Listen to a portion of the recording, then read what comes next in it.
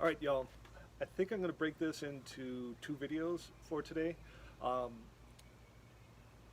we're going to do climbing history, the history of protecting yourself climbing and some of the different methods.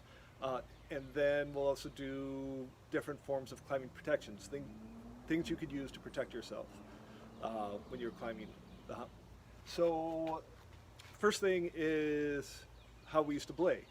Uh, Traditionally, what you do, if you've got you would have the climbers up there, they're tied in, and you would have the rope around your body like this. So you'd feed out rope or take in rope, holding around your body. So if they fall, like it's wrapped around you like that, and that's holding you. So no belay devices, no harnesses even. No harnesses. What they would do is they'd wrap the rope around themselves a couple times, and then tie in with a bowline. So what I do is, you don't need to learn this, but I want to show you. I twist this knot like that. I go through that hole. I wrap it around the main strand. I go back in, and ends up looking like that. In this knot, as you can see, I just sort of basically wrapped it around the other strand. That what I need to do is to make it safe is I need to put in a safety knot.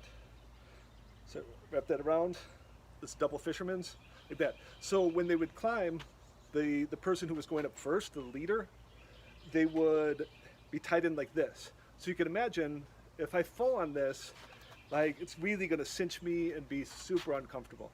So, and they were climbing with hiking boots basically. So they were very conservative about how they climbed. Now, very typical in a mountain situation.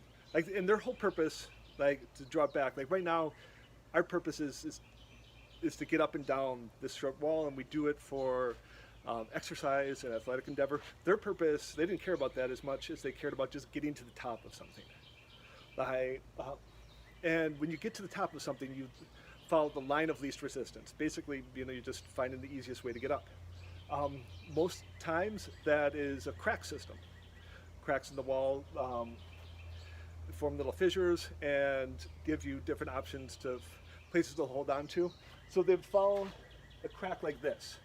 So, and hopefully you can see how this crack is tapering along down like that.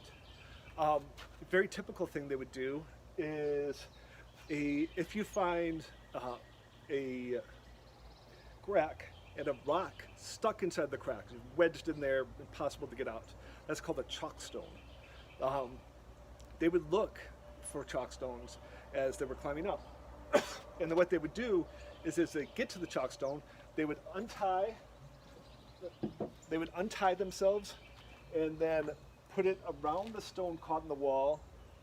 So if as they climbed up higher, if they fell, it was wrapped around that and they wouldn't go any further than that rock there.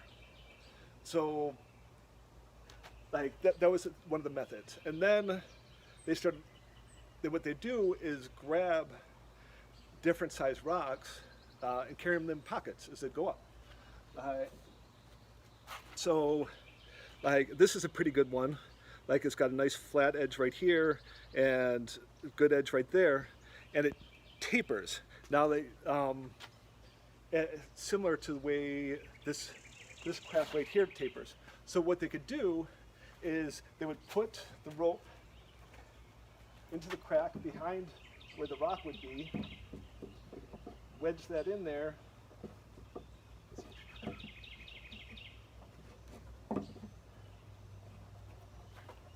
so as they fell, hopefully they'd pick a better rock than I've got here.